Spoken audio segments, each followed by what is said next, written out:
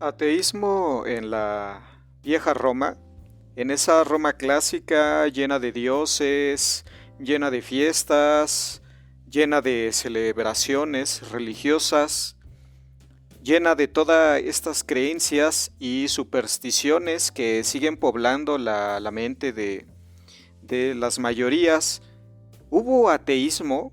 O por lo menos una crítica enérgica que disfrazó un posible ateísmo, o por lo menos un escepticismo lo suficientemente enérgico como para acercarse, aunque sea un poquito a eso.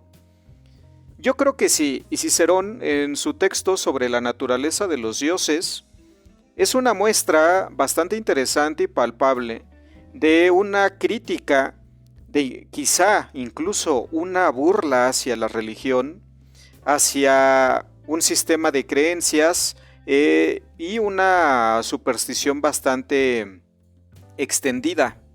¿Por qué me refiero a esto? Este texto de Cicerón, que es una delicia de leer, que es un texto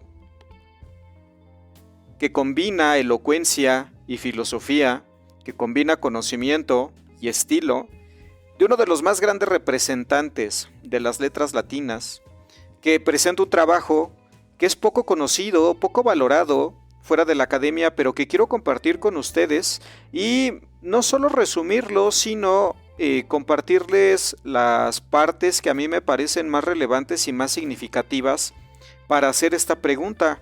¿Hubo ateísmo en la antigua Roma? ¿Hubo una crítica a la religión en las carnes de Cicerón que podría acercarse a eso? ¿Un escepticismo tan fuerte, tan enérgico como para que hiciera temblar las creencias romanas? Y obviamente esta postura no va a ser pública, no va a ser evidente, va a ser velada, pero si ustedes comparan este texto con algún otro publicado después de la Reforma, después de la Contrarreforma especialmente, ustedes se van a encontrar que esto habría sido imposible de publicarse en un momento posterior a ese. Y antes podemos observar había una apertura, había una ingenuidad por parte de las autoridades que Cicerón aprovechó de manera extraordinaria en este texto, que presenta la postura religiosa o la postura ante los dioses de las tres principales escuelas de la época de Cicerón. Por una parte vamos a tener al epicureísmo en las carnes de Velayo, del estoicismo en las carnes de Balbo y del escepticismo en la voz de Cota, quien es el que concluye y presenta las críticas a las dos escuelas dominantes de Roma. Estas, a lo largo del texto, la creencia en Dios y los dioses son presentadas con el lastre de la superchería, que van arrastrando incluso el epicureísmo y el estoicismo. No rechaza la creencia de Dios de manera explícita, pero con la excusa de presentar los argumentos en contra y de intentar razonarlos, ¿no? De hacer crítica a las creencias del populacho para hacer una creencia racional con base en las observaciones de la naturaleza, porque esto es muy importante. Este trabajo de Cicerón es un trabajo que antecede o que es un precursor de la filosofía científica, que es la especulación experta, la especulación en lo verosímil. ¿Sí? De manera que Cicerón especula las creencias en los dioses o la creencia en Dios a partir de lo que dicen las principales escuelas y luego él da su conclusión a partir de sus consideraciones y de lo que él observa. Y es un texto delicioso que vale la pena ser leído, no es muy largo. El estilo puede por momentos ser un poco pesado, especialmente en la participación del estoico, que es una cosa infumable, muy difícil de seguir más por el aburrimiento que por su complejidad, porque bueno, presenta un rosario de repeticiones y obviedades, pero que a propósito Cicerón lo presenta así porque hay críticas muy puntuales que él tiene, no quiero decir contra el estoicismo, sino críticas hacia el estoicismo que se reflejan en este texto y también al epicureísmo, porque yo, por ejemplo, en videos previos les he presentado mi postura, mis consideraciones sobre el epicureísmo y el estoicismo, y bueno, son las consideraciones de las mejores versiones de estas escuelas. ¿Sí? Aquí Cicerón le tocó la institucionalización de estos sistemas de pensamiento con, obviamente, todo lo que implica una institucionalización, que es una negociación con la realidad, una negociación con las autoridades, una negociación con la economía que atiende a un proceso de ceder, ¿no?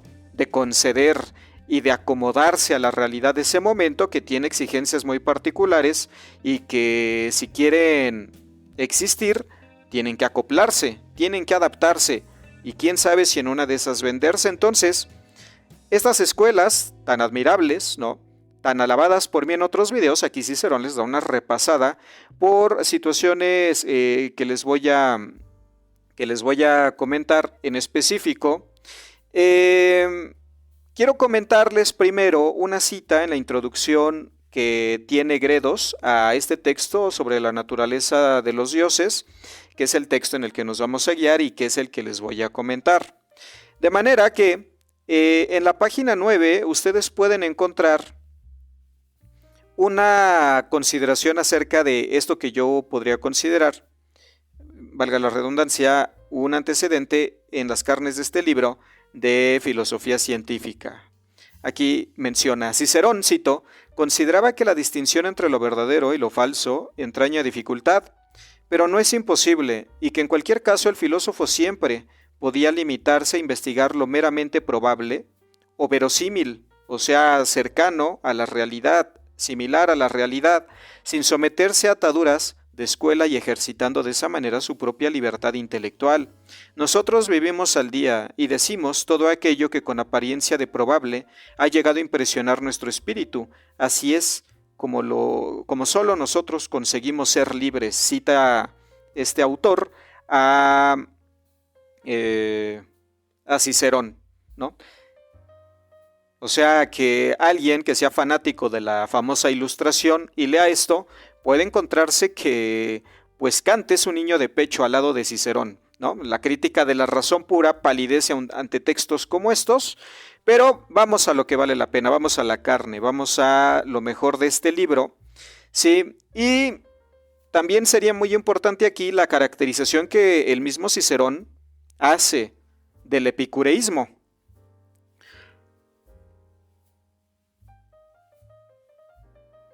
Y bueno, vamos a comenzar con lo que se dice en la introducción.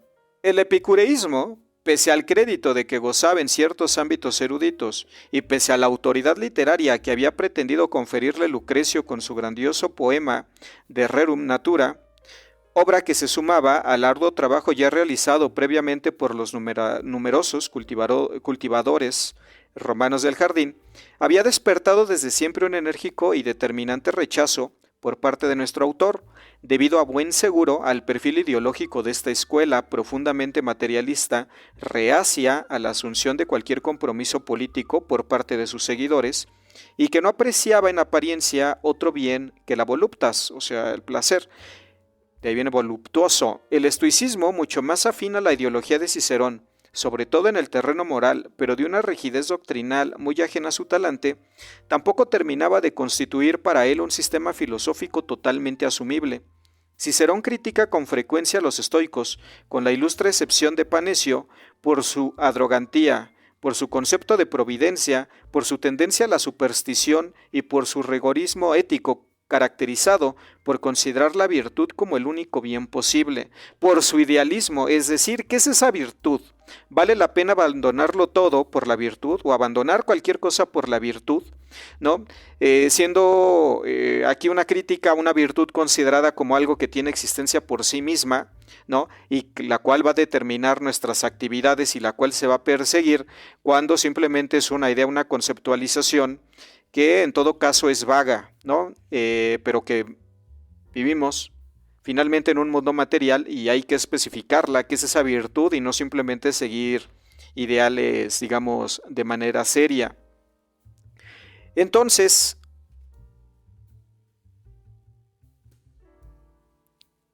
vamos a tener aquí, por otra parte, además de esta caracterización del epicureísmo, una instrumentalización de la religión que va a verse en este libro. Es decir, no se va a negar la idea de Dios, pero una idea central en el texto es que la religión es un instrumento de administración social, como yo ya se los he mencionado en otras ocasiones. O sea, esa importancia es innegable, ¿sí? De manera que la importancia de la existencia de Dios o no es relevante para la mayoría. A ellos la religión tiene que seguir existiendo porque es útil, ¿sí? En la administración social. Esta es una discusión de sabios, de filósofos, de gente que está discutiendo con las ideas. Sí, de hecho hay una parte en el texto en la que se dice que no nos oigan los demás, que no nos oiga la muchedumbre, que no nos oiga la mayoría supersticiosa. Estas discusiones son para nosotros, ¿no? Y esto es muy curioso porque lo dice en un texto que va a ser publicado, ¿no? O sea, este es un texto bastante irónico que juega, ¿no?, con un criptoateísmo que en realidad es exhibido, ¿sí? Pero ante esta consideración o esta postura pública de que Dios existe y que hay un orden y que existe, pero este texto es un catálogo de argumentos en contra de Dios y de argumentos a favor que son ridiculizados, ¿sí? Entonces, aquí ustedes van a tener en este texto un catálogo de crítica a la religión, de argumentos a favor de ella que son ridiculizados, reitero, pero que son mucho antes de la Ilustración y mucho antes de que el Nietzsche dijera cosas sobre Diosito, ¿no? Y que tanto emocionan a los adolescentes que lo leen. Ajá. Aquí, por ejemplo, menciona en la introducción el autor, ¿no? En la edición de Gredos. Cito, se ha criticado con frecuencia el carácter aparentemente superficial de la religiosidad de Cicerón, así como su manifiesto pragmatismo tendente a concebir la religión como un instrumento que funde el Estado y que actúa en beneficio de éste. O sea, aquí es muy tibio en ese sentido, porque el texto es evidentemente una defensa de la religión como instrumento, pero a la vez también es un ataque directo contra la superstición. Sí, aquí se distingue la religión como instrumento y como superstición se ataca la superstición y el instrumento se preserva. Preservamos lo que es útil, eliminamos lo que es inútil, ¿no? Y hay una diferenciación. Para unos va a ser una cosa, para unos lo vamos a utilizar y para los otros que no se la creen, ¿no?, vamos a manejar otro tipo de ideas. Entonces, nos dice, en la primera parte, fíjense, cito aquí a Cicerón, al gran Cicerón. El que las opiniones de los hombres más doctos resulten tan diferentes y discrepantes respecto a ella, o sea, Dios o la divinidad, debería ser una buena prueba de que la ausencia de saber está en el principio de la filosofía, ¿no? Está diciendo, nosotros ignoramos y a partir de que no sabemos nada, vamos a entender, ¿sí? Y recuerden aquí que inicia el epicureísmo a hablar en la voz de Velleio. Y el primer argumento que se da es, en este tema, por ejemplo, la mayoría ha dicho que los dioses existen, como es lo más verosímil y como todos concluimos bajo la guía de la naturaleza. O sea, en tanto que observamos la naturaleza, la misma naturaleza es una prueba de que Dios existe, ¿no? Esto obviamente a Darwin le iba a dar igual, ¿no?, a bastantes científicos previos, pero este era uno de los principales argumentos e incluso el argumento principal de muchos religiosos que existen actualmente, ¿no?, que no se han enterado de muchas cosas, ¿sí? Continúo citando a Cicerón. Pero resulta que las diferencias y los desacuerdos entre quienes dijeron que los dioses existen son tan grandes que enumerar sus opiniones no tendría fin, pues son muchas las cosas que se dicen sobre cuál es la figura de los dioses, sobre el lugar de que se asientan y sobre su modo de vida, y se debate acerca de ellas con muy gran desacuerdo entre los filósofos. Desacuerdo es grande, sobre todo respecto a lo que constituye el principal motivo de discusión. Si resulta que los dioses no hacen nada, no se esfuerzan por nada y se desentienden de todo, desentendiendo de todo cuidado y gobierno de las cosas, o si por el contrario, son ellos quienes lo han hecho y organizado todo desde un principio, así como quienes lo dirigen y mantienen en movimiento por tiempo infinito. Pero si los dioses, por su parte, no pueden ayudarnos, ni quieren hacerlo, ni cuidan de nosotros en modo alguno, ni advierten lo que hacemos, ni procede de ellos nada que pueda influir en la vida de los hombres, ¿qué motivo hay para que ofrezcamos a los dioses inmortales cualquier tipo de culto, honor o de súplica? Sí, que este era uno de los argumentos de los epicúreos, en los cuales descansaba una indiferencia por parte de los dioses hacia la situación humana. No negaban su existencia, pero decían: nosotros no les interesamos, ellos están en sus cosas de dioses, ahí en su nube, ¿no? Haciendo actividades divinas, y pues nosotros aquí podemos buscar la felicidad por medio del placer, por medio de la sabiduría, bla, bla, bla, bla, bla, bla, ¿no? Entonces, dice: además, la piedad, cito otra vez a Cicerón, igual que las restantes virtudes, no puede permanecer bajo una envoltura de simulación y fingimiento. Junto con ella habría que eliminar necesariamente la devoción y la práctica religiosa, de cuya supresión se deriva una vida de desorden y una gran confusión. Y no sé si al suprimirse la piedad hacia los dioses, no se elimina también la lealtad, la cohesión entre el género humano y una virtud de suma excelencia, la justicia. Di en pensar por primera vez que a nuestros hombres se les había de explicar filosofía en beneficio del propio Estado. Desde el inicio del texto se advierte que la crítica religiosa puede atentar contra la estabilidad del Estado, del gobierno, porque la religión es una herramienta de control social.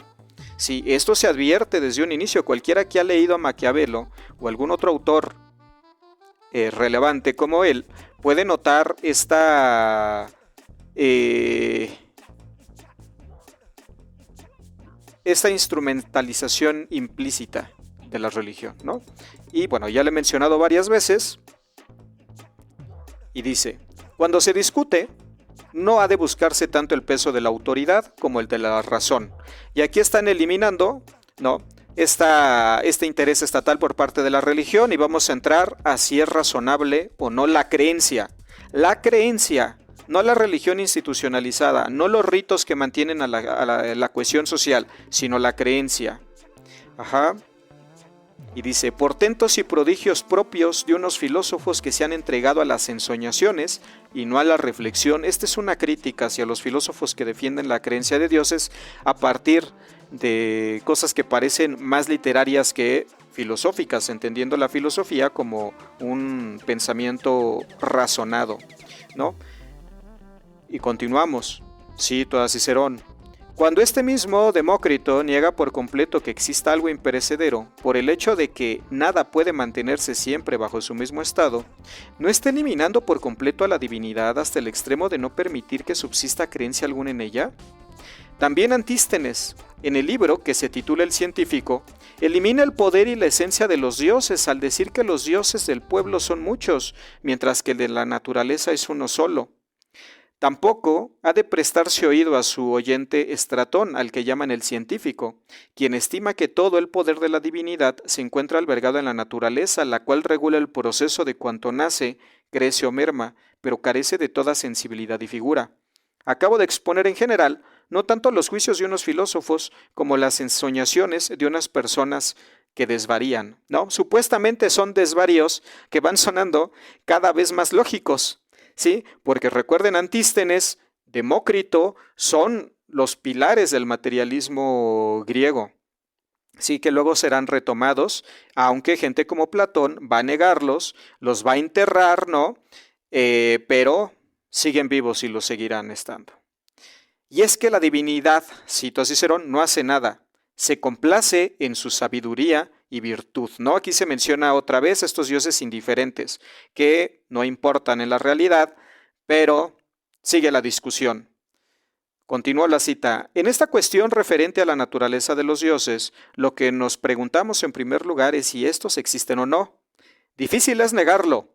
Creo que así sería si se hiciera la pregunta en público, pero resulta facilísimo negarlo durante una charla como esta entre íntima compañía. ¿Sí? Otra vez la esfera entre lo público y lo privado. ¿Sí? Lo negamos en privado entre sabios, pero para el público en general tenemos que ser en público muy piadosos, muy religiosos, porque es un instrumento de administración social. Ya es la última vez que lo digo, perdón. ¿Sí? ¿Qué pasa con Diágoras? Continúo citando aquí a nuestro maestro Cicerón. ¿Qué pasa con Diágoras, a quien se llamó el ateo, o posteriormente con Teodoro? ¿No eliminaron, sin embargo, la existencia de cualquier naturaleza divina? Estimo, desde luego, que a raíz de aquello muchos dejaron para más tarde el profesar esa opinión, toda vez que ni siquiera una actitud vacilante había podido rehuir el castigo. Continúo citando fragmentos. Esto lo hacéis muy a menudo cuando decís algo inverosímil y queréis rehuir el que se os reprenda. Aducís algo que no puede ocurrir en modo alguno, de manera que os habría resultado más satisfactorio conceder aquello precisamente sobre lo que se estaba litigando, en vez de resistir con tanta insensatez. O sea que le damos el avión a quienes creen y que no solo creen, sino que nos pueden castigar por descreer, ¿no? Cito nuevamente a Cicerón. Pero antes de nada, ¿acaso ha habido alguien tan ciego como para no ver, al contemplar las cosas, que esa apariencia humana se les asignó a los dioses por una especie de decisión que tomaron los sabios, para que el espíritu de los ignorantes pudiera ser conducido con más facilidad una vez apartado de su depravada vida hacia el culto divino, o bien por superstición, para que hubiese representaciones? También ha contribuido a ello muy probablemente esa creencia en virtud, de la cual nada le parece al ser humano más hermoso que el ser humano. Pero es que tú no ves, como científico que eres, cuán lisonjera y mediadora y casi proxeneta de sí misma es la naturaleza. ¿Piensas que hay bestia alguna en tierra o mar que no se deleite sobre todo con una bestia de su propia especie? Si esto no fue así, ¿por qué no iba a refocilarse el toro al acoplarse con la yegua o el caballo al hacerlo con la vaca? ¿Acaso consideras tú que un águila, un león o un delfín antepone figura alguna a la suya propia? Por tanto, ¿qué pasaría si la naturaleza se lo hubiera prescrito al humano del mismo modo, de manera que pensase que no existe nada más hermoso que él? Sería extraño que fuera esta la causa por la que consideramos a los dioses similares a los hombres. Y bien, si las bestias albergasen razón, ¿crees que no asignaría a cada una de ellas la primacía de su propia especie? Ya que hay una animalización durísima de la especie humana, ¿sí? Asumiéndola como un animal, ¿sí? Y esto es la Roma clásica. Esto estaba escrito en latín. Aquí a Cicerón no va a llegar ningún ilustrado del siglo XVII, XVIII, ¿no? Estos provincianos europeos en sus ciudades chiquititas, a enseñarle de reflexión, a enseñarle de pensamiento crítico, a enseñarle de independencia intelectual, ¿sí? Por eso, una de las razones por las que hago estos videos es para rescatar estos textos que están enterrados entre tanta mercancía editorial de moda, tantos autores como Nietzsche, Heidegger, Foucault, que andan enredados en problemáticas irrelevantes cuando las principales que acusan a nuestra especie humana, que son angustias como el miedo a la desuscripción de la vida, disculpen el eufemismo, el temor ante lo desconocido, el temor a la oscuridad, el temor a Dios, el temor al castigo, ya están resueltos y los resolvieron nuestros maestros clásicos.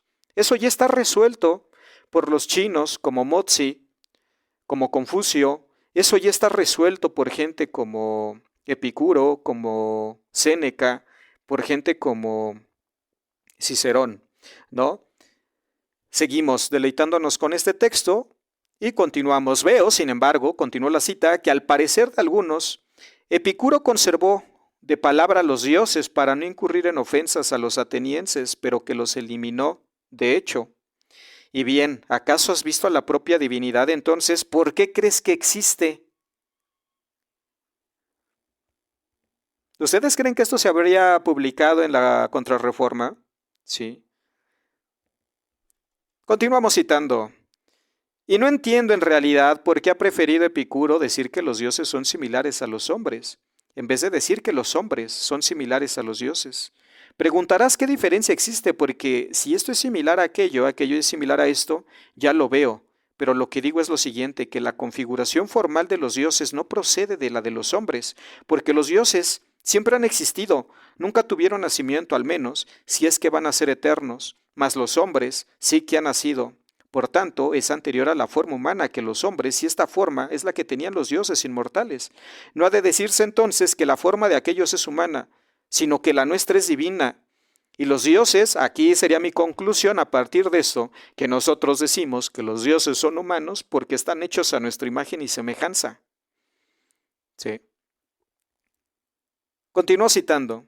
Si ninguno de estos pudo ver la verdad acerca de la naturaleza de los dioses, lo que hay que temer es que tal naturaleza no exista en absoluto, pues eso que vosotros decís son todo ficciones, dignas apenas del desvelo de unas ancianitas. Ahora, aquí están los argumentos que yo he escogido para ustedes que niegan la divinidad. Sin embargo, también Cicerón expone supuestamente a contrapelo de estos argumentos los contraargumentos a favor de la existencia divina y que eran los popularmente y supersticiosamente aceptados, ¿no? Pero que son tan endebles que incluso resultan de una comicidad no involuntaria, sino muy, muy voluntaria. Por eso yo comento que aquí hay ironía. Sí, los argumentos a favor son tan futiles, son tan ridículos, ¿no? Que trabajan incluso en contra, especialmente cuando el estoico, perdón, participa y da sus consideraciones a favor de la divinidad, que son destrozados por el escéptico. Y todavía no hemos llegado a esa parte, que es la principal y es la más dura, ¿no? En contra de las creencias religiosas. Aquí voy a citar los argumentos a favor de que dice Cicerón. No dices otra cosa que nunca he visto un sol o un mundo apacible. Y bien, ¿has visto alguna vez un mundo que no sea este? No, dirás. Por tanto, ¿cómo te atreviste a decir que los mundos no son 600.000, sino innumerables? Me lo ha enseñado la razón. Dices, entonces, dado que se discute acerca de una naturaleza, pero si ni siquiera las personas más celosas en su investigación logran tener noticia de tantísimos seres como existen en tierra, mar, lagunas y ríos, ¿vamos a negar que existen por el hecho de no haberlos visto nunca? O sea, ¿cómo vas a negar a Dios si no lo has visto? Perdón, ¿por qué niegas a Dios simplemente por el hecho de no haberlo visto? Ajá. Es esta tontería de, pues si niegas a Dios, pruébame que no existe, cuando todos sabemos, cualquier niño, ¿no? Ante cualquier afirmación va a solicitar pruebas, porque las afirmaciones se prueban, ¿sí? Las negaciones no, simplemente por lógica, ¿no? Entonces, este argumento es de una debilidad notable, ¿sí? Y aquí continuamos citando a Cicerón, ¿no? El argumento en contra. Concluiré así. Los bárbaros, en cualquier caso, confirieron un carácter sagrado a las bestias por su carácter benéfico. De vuestros dioses, no es ya que no se derive beneficio alguno, sino que no se deriva absolutamente ninguna acción.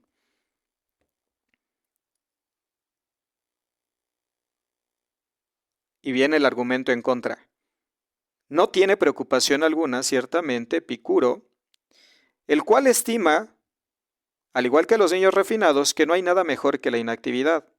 Mas sin embargo, y esto está en el texto, mas sin embargo, esos mismos niños se deleitan incluso cuando se encuentran inactivos mediante la práctica de ejercicios de tipo lúdico.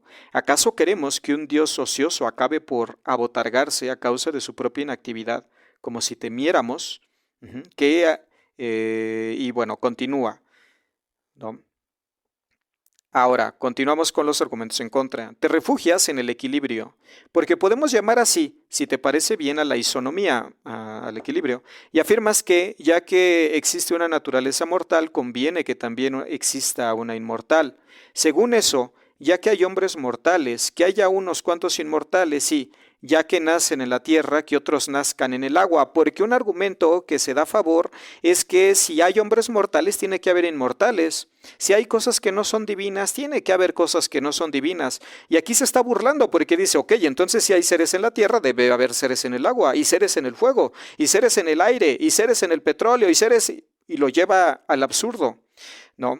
Entonces, continúa con Cicerón, Epicuro en realidad arrancó del espíritu humano de raíz la religión, al privar a los dioses inmortales de su poder auxiliador y de su favor, porque aunque diga que la naturaleza de la divinidad es sumamente buena y eminente, también niega que exista favor en ella.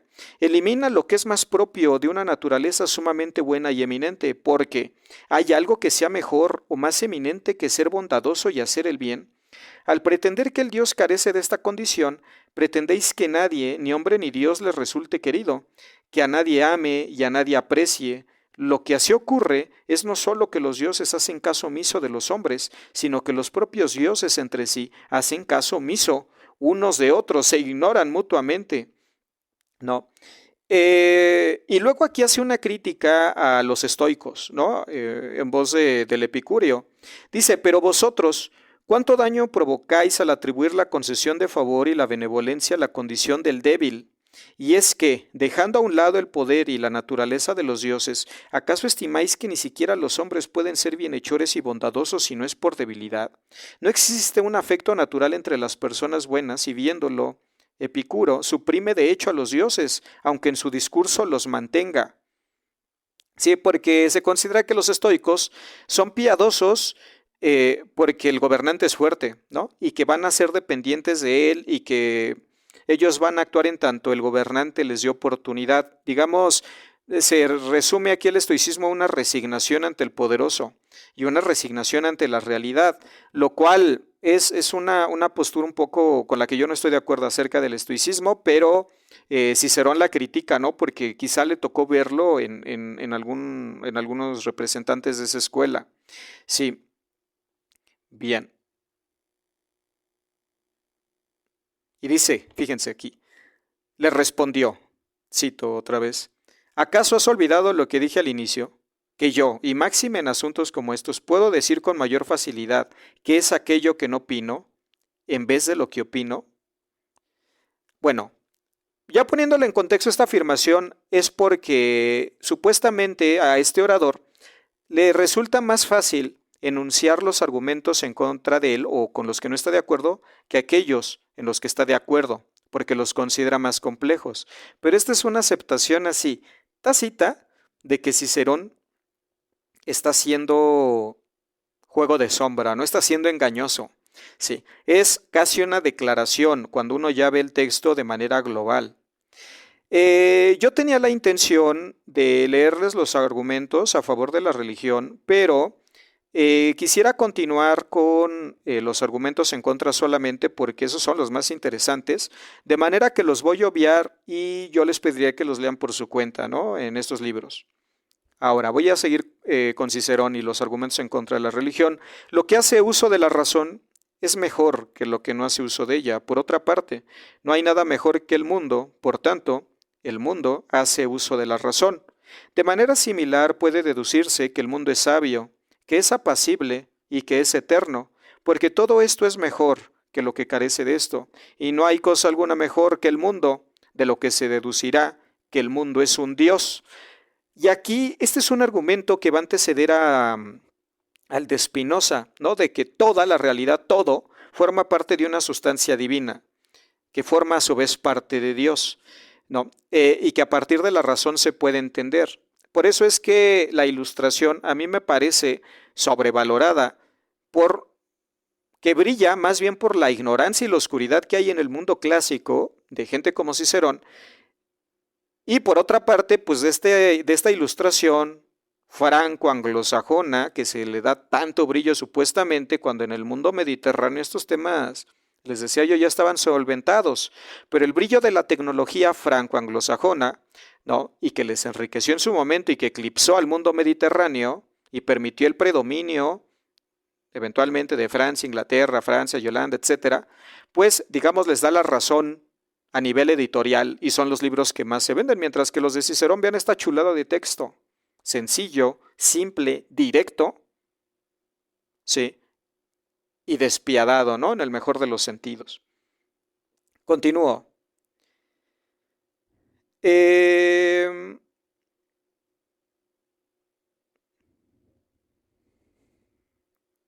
bueno, aquí continúa con el argumento panteísta, que está un poco redundante, porque siguen lo mismo, ¿no? Que la sustancia.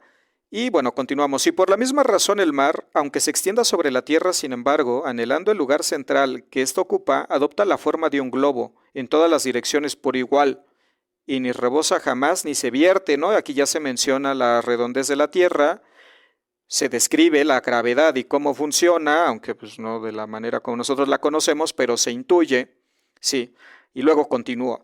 El hecho de que percibimos y comprendemos lo exterior a nosotros, tanto gracias a la sensación como gracias al espíritu, y aquí está hablando tanto del racionalismo como del empirismo, ¿sí? Que luego va del que va a renegar Kant, ¿no? O el que solamente se va a ir al empirismo gente en Inglaterra. Aquí ya se habla de la combinación de ambos y algo que va a ser retomado por un filósofo español del cual les voy a hablar después. Sigo con la cita. En cuanto a la capacidad de hablar, la señora de las cosas, como vosotros soléis decir, qué preclara y qué divina es. Esta es la que hace, para empezar, que podamos aprender aquello que ignoramos, así como que podamos enseñar a otros lo que sabemos. Además, con esta exhortamos, con esta persuadimos, con esta consolamos a los afligidos, con esta sacamos del temor a los aterrados, con esta sometemos a los que hacen aspavientos, con esta apaciguamos veleidades e iras. Esta es la que nos unió. Gracias a la cohesión que nos procuran el derecho, las leyes y la vida urbana, esta es la que nos apartó de la vida cruel y salvaje, no Dios, no las divinidades, sino la palabra y el cuerpo social. ¿Sí? Nos salva de la crueldad de la naturaleza. Continuó. Y es que una costumbre mala e impía, la de pronunciar discursos en contra de los dioses, ya se haga de corazón o simuladamente, o simuladamente, son cosas que yo en realidad he defendido siempre y que siempre defenderé y nunca podré apartarme el discurso de persona alguna, ya sea docta o no lo sea, de aquellas creencias que recibí de nuestros mayores acerca del culto a los dioses inmortales. Tratándose de religión, sigo más bien a los pontífices Máximos, Tiberio. Hazme ahora entender a mí lo que opinas tú, porque de ti, que eres un filósofo, debo recabar un razonamiento acerca de la religión, mientras que a nuestros mayores debo creerles, aunque no aporten razonamiento alguno, ¿sí? Las creencias de nuestros mayores, las creencias de nuestra sociedad se les respeta, porque son las creencias que mantienen el cuerpo social, ¿sí? Son las creencias que compartimos, y con tanto que son y forman parte de la argamasa que mantiene cierta estabilidad u orden, o por lo menos supervivencia, sí, los respetamos, pero entre nosotros que somos filósofos no nos vamos a leer la mano. Si perro no come perro, entonces aquí entre filósofos nos vamos a hablar directo y a la cara. ¿Sí? Esas creencias que nosotros respetamos en público y que respetamos ante nuestros familiares, cuando me dice una tía o me dice un familiar, Dios te bendiga, y yo siento mucha gratitud por los buenos deseos, aunque yo no creo en Dios, ¿sí? Y entre filósofos eso no es aceptable. ¿Sí? Perdonen la insistencia. Aquí ya empieza, bueno, ya había empezado el escéptico, Cota. Entonces dice Cota, el escéptico. ¿Por qué? Porque me aproximo a esta discusión como si jamás hubiera oído nada acerca de los dioses inmortales, como si no hubiera reflexionado en absoluto acerca de ellos. Acéptame como un discípulo rudo e inocente y enséñame aquello que te pregunto. Y si el mundo de la naturaleza, que según tú pretendes es sabia, además te parecía una prueba de paso del hecho de la creencia en dioses inmortales, es propia de todas las personas y se extiende día a día. Por tanto, ¿os complace que unos asuntos tan importantes se juzguen según la creencia de los necios? ¿A vosotros precisamente que decís que los necios son unos insensatos? O sea, ustedes que son sabios le van a hacer caso a la mayoría, simplemente el argumento de que porque todos lo creen, ¿lo vas a creer tú también? Eso no es aceptable entre filósofos. Eso es aceptable para la muchedumbre, para el vulgo. Nosotros somos filósofos. Sigo con la cita. Por tanto, ¿de qué sirve saber que algo va a pasar? ¿Qué posibilidad de precaverse ante ello nos procura si va a pasar con seguridad? Además, ¿de dónde procede esa capacidad adivinatoria? Aquí se refiere a los ritos de adivinación. Pero debo depender, continúa la cita, de los filósofos, como se han llegado a concebir este tipo de cosas, máxime, cuando los adivinos mienten en la mayoría de los asuntos. ¿Qué hay de similar entre la medicina, cuyo fundamento yo veo, y la adivinación que no entiendo cómo se origina? Pero tú estimas también que los dioses se aplacaron gracias al sacrificio de los decios. ¿Cómo pudo ser tan grande la iniquidad de aquellos dioses que no podían ser aplacados en beneficio del pueblo romano, salvo si morían semejantes varones? No puedo deducir hasta ahora la existencia de los dioses. Creo sin duda que estos existen, pero en absoluto me lo enseñan estos estoicos. O sea, sí digo que creo en Dios, pero pues no eres capaz de convencerme, ¿no? Y digo que creo porque ya hemos mencionado, ¿no? La religión como instrumento.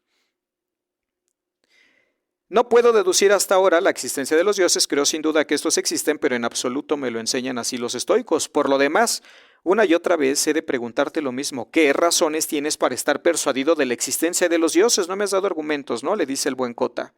Continúo la cita. No hay nada en el conjunto de la naturaleza mejor que el mundo. Tampoco hay nada en la tierra mejor que nuestra ciudad, por tanto. ¿Acaso piensas por ello que se alberga razón, reflexión y mente en nuestra ciudad? Y ya que no es así, ¿acaso estimas por ello que una hormiga ha de ponerse por delante de esta hermosísima ciudad, puesto que en la ciudad no hay sensación alguna, mientras que en la hormiga no solo hay sensación, sino también mente, razón y memoria? Conviene que veamos, Balbo, qué es lo que se te puede conceder y no que tú, por tu cuenta, asumas lo que quieres, porque aquí se le dice, uno de los argumentos es que como Dios tiene conciencia y tiene razón, es superior, ¿no? Al igual que el hombre que tiene conciencia y razón es superior. Pero además de la bondad, perdón, además de la razón, ¿no? La naturaleza divina o humana también está la bondad que es divina. Entonces, la ciudad hace un símil, quizá no tiene alma, quizá no tiene espíritu, quizá no tiene mente, pero es algo bueno. La ciudad es donde podemos sobrevivir, donde podemos trabajar, donde podemos desarrollarnos. Entonces la ciudad es algo bueno, pero no tiene alma a diferencia de la hormiga que sí, que entonces, siguiendo los argumentos, la hormiga sería superior. De manera que aquí niega los silogismos de los estoicos y de las otras escuelas, dándole prioridad a la lógica más dura y más pura, ¿no? ¿Acaso no pueden, continúa la cita, acaso no pueden llegar a darse sin que intervenga la divinidad?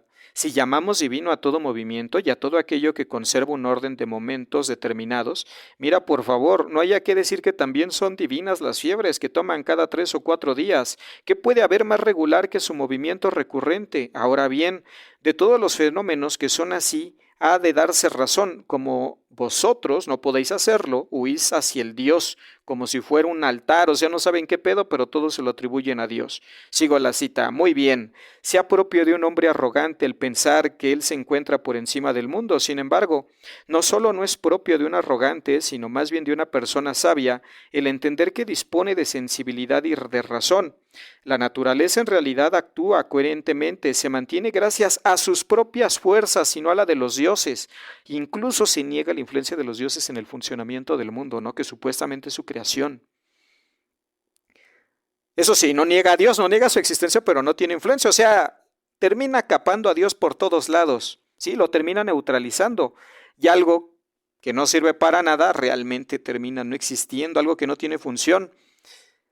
Continúo, quien no tiene nada malo, ni puede tenerlo, ¿qué necesidad tiene de poder elegir entre lo bueno y lo malo? ¿Qué necesidad tiene además de razón o de inteligencia? Si Dios es bueno, aquí siguiendo este razonamiento, si Dios es perfecto, no tiene necesidad de elegir. Y si no tiene necesidad, no necesita inteligencia. Entonces no es inteligente. ¿Ven ustedes estos razonamientos tan fuertes? Sigo la cita.